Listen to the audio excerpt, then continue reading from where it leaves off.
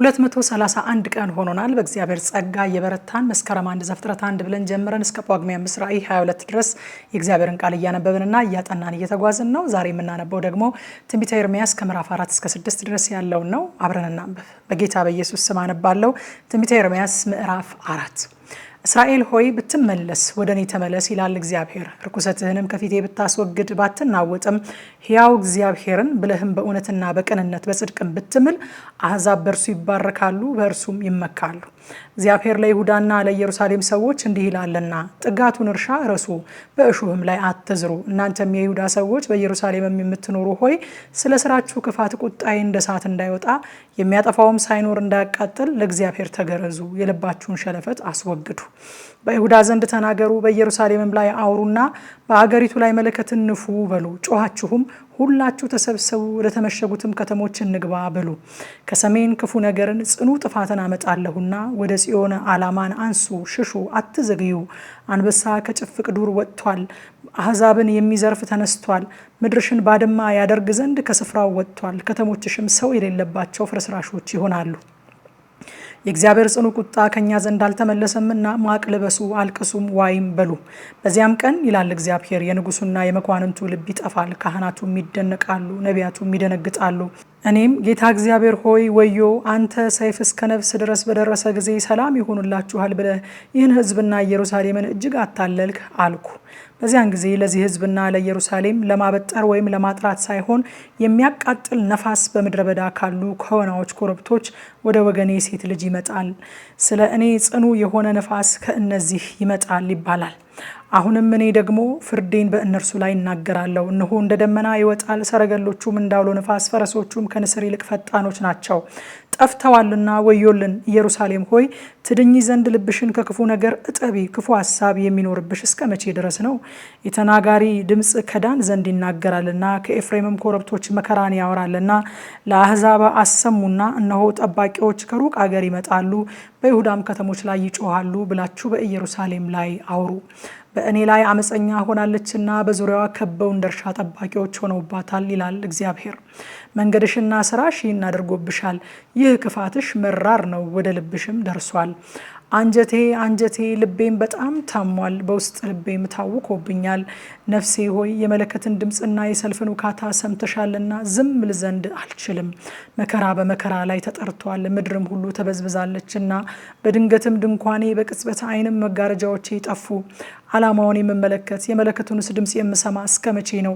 ሕዝቤ ሰንፈዋልና አላወቁኝም። ሰነፎች ልጆች ናቸው፣ ማስተዋልም የላቸውም። ክፉ ነገርን ለማድረግ ብልሃተኞች ናቸው፣ በጎ ነገርን ማድረግ ግን አያውቁም። ምድሪቱን አየሁ፣ እነሆ ባዶ ነበረች፣ አንዳችም አልነበረባትም። ሰማያትንም አየሁ፣ ብርሃንም አልነበረባቸውም። ተራሮችን አየሁ፣ እነሆም ተንቀጠቀጡ፣ ኮረብቶችም ሁሉ ተናወጡ። አየሁ፣ እነሆም ሰው አልነበረም፣ የሰማይም ወፎች ሁሉ ሸሽተው ነበረ። አየሁ፣ እነሆም ፍሬያማ እርሻ ምድረ በዳ ሆነች፣ ከተሞችም ሁሉ ከእግዚአብሔር ፊት ከጽኑ ቁጣው የተነሳ ፈርሰው ነበረ። እግዚአብሔር እንዲህ ይላል፣ ምድር ሁሉ ባድማ ትሆናለች፣ ነገር ግን ፈጽሜ አላጠፋትም። ስለዚህ ምድር ታለቅሳለች፣ በላይም ሰማይ ይጠቁራል። ተናግሬያለሁና አስቤያለሁም፣ አልጸጸትም፣ ከነርሱም አልመለስም። ከፈረሰኞችና ከቀስተኞች ድምፅ የተነሳ ከተማ ሁሉ ሸሽታለች፣ ወደ ችፍግ ዱርም ይገባሉ፣ በቋጥኝ ላይ ይወጣሉ።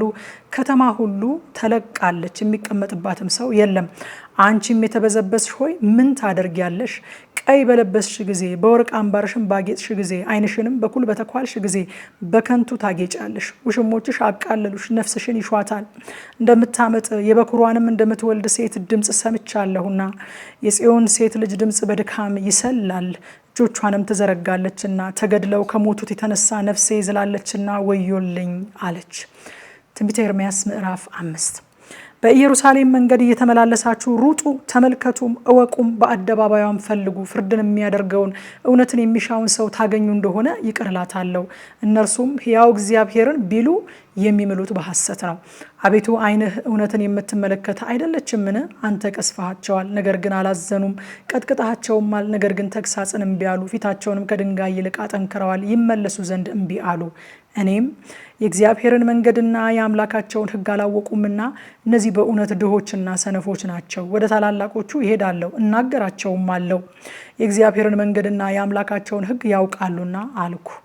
እነዚህ ግን ቀንበሩን በአንድነት ሰብረዋል፣ እስራቱንም ቆርጠዋል።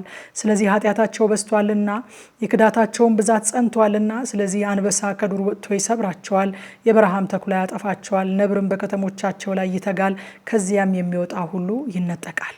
በእነዚህ ነገሮች ይቅር የምልሽ እንዴት አድርጌ ነው? ልጆችሽ ትተውኛል፣ አማልክትም ባልሆኑ ምለዋል። ካጠገብኳቸውም በኋላ አመነዘሩ፣ በጋለሞቶቹም ቤት ተሰበሰቡ፣ እንደተቀለቡ ፈረሶች ሆኑ። እያንዳንዳቸውም ከባልንጀሮቻቸው ሚስቶች ኋላ አሽካኩ። በውኑ ስለ እነዚህ ነገሮች አልቀስፍምን? ይላል እግዚአብሔር። ነፍሴስ እንደዚህ ባለ ሕዝብ ላይ አትበቀልምን? ወደ ቅጥሯ ወጥታችሁ አፍርሱ፣ ነገር ግን ፈጽማችሁ አታጥፉ፣ ለእግዚአብሔር አይደሉምና ቅርንጫፎቿን ውሰዱ። የእስራኤል ቤትና የይሁዳ ቤት በእኔ ላይ እጅግ ወንጅለዋል፣ ይላል እግዚአብሔር። እነርሱም እርሱ አይደለም፣ ክፉ ነገርም አይመጣብንም፣ ሰይፍና ራብን አናይም፣ ነቢያትም ንፋስ ይሆናሉ፣ የእግዚአብሔርም ቃል በእነርሱ ዘንድ የለም፣ እንዲህም ይደረግባቸዋል ብለው እግዚአብሔርን ክደዋል። ስለዚህ የሰራዊት ጌታ እግዚአብሔር እንዲህ ይላል፣ በዚህ ቃል ተናግራችኋልና እነሆ በአፍህ ውስጥ ቃሌን እሳት ይህንንም ሕዝብ እንጨት አደርጋለሁ ትበላቸውማለች። የእስራኤል ቤት ሆይ እነሆ ሕዝብን ከሩቅ አመጣባችኋለሁ ይላል እግዚአብሔር። ኃያል ጥንታዊ ሕዝብ ነው፣ ቋንቋቸውንም የማታውቀው የሚናገሩትንም የማታስተውለውን ሕዝብ ነው። የፍጻሜያቸውም ሰገባ እንደተከፈተ መቃብር ነው። ሁሉም ኃያላን ናቸው። መከርህንና እንጀራህን ይበላሉ፣ ወንዶችና ሴቶች ልጆችህን ይበሏቸዋል። በጎችህንና ላሞችህን ይበላሉ፣ ወይንህንና በለስህን ይበላሉ። የምትታመናቸውን የተመሸጉ ከተሞችን በሰይፍ ይደበድባሉ።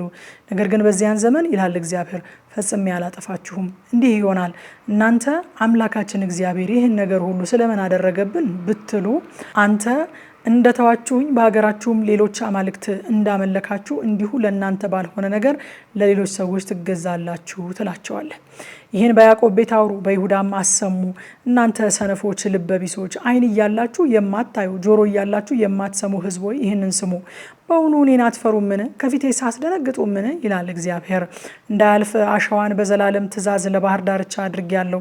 ሞገዱን ቢናወጥ አያሸንፍም፣ ቢጮህም አያልፍበትም። ለዚህ ሕዝብ ግን የሸፈተና ያመፀ ልብ አላቸው። አምፀዋል፣ ሄደውማል። በልባቸውም የፊተኛውና የኋለኛውን ዝናብ በጊዜው የሚሰጠውን ለመከርም የተመደቡትን ወራት የሚጠብቅልንን አምላካችንን እግዚአብሔርን እንፍራ አላሉም። በደላቸው እነዚህን አስቀርታለች፣ ኃጢአታቸውን መልካምን ነገር ከለከለቻቸው። በሕዝቤ መካከል ክፉዎች ሰዎች ተገኝተዋል፣ እንደ አጥማጆችም ያደባሉ፣ ወጥመድንም ይዘረጋሉ፣ ሰዎችንም ያጠምዳሉ። ቀፎ ወፎችን እንደሚሞላ እንዲሁ ቤታቸው ሽንገላን ተሞልታለች። እንዲሁም ከብረዋል፣ ባለጠጎች ሆነዋል፣ ወፍረዋል፣ ሰብተውማል፣ ክፋታቸውንም ያለ ልክ አብዝተዋል።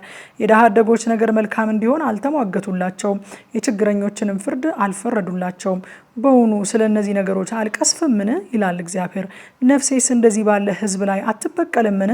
የምታስደንቅና የምታስደነግጥ ነገር በምድር ላይ ሆናለች። ነቢያት በሐሰት ትንቢት ይናገራሉ፣ ካህናትም በእነዚህ እጅ ይገዛሉ።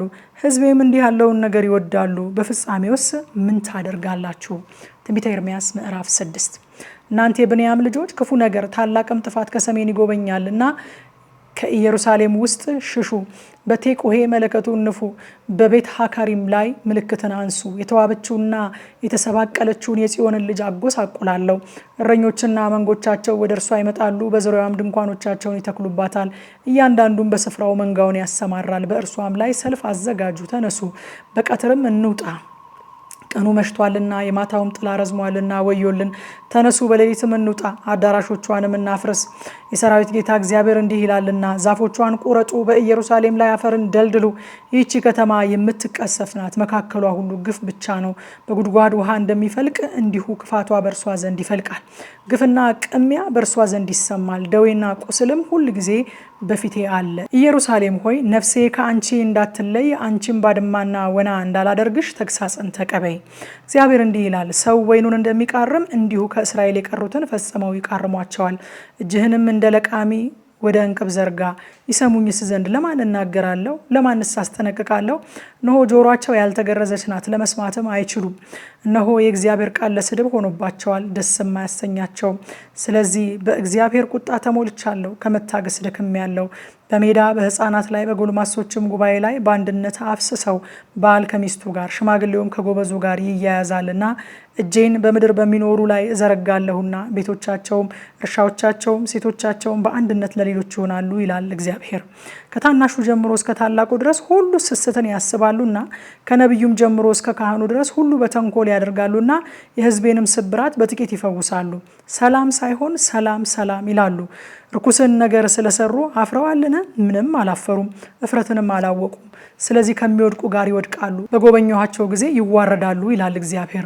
እግዚአብሔር እንዲህ ይላል፣ በመንገድ ላይ ቁሙ ተመልከቱም፣ የቀደመችውን መንገድ ጠይቁ፣ መልካሚቱ መንገድ ወዴት እንደሆነች እወቁ፣ በእርሷም ላይ ሂዱ፣ ለነፍሳችሁ እረፍት ታገኛላችሁ። እነርሱ ግን አንሄድባትም አሉ።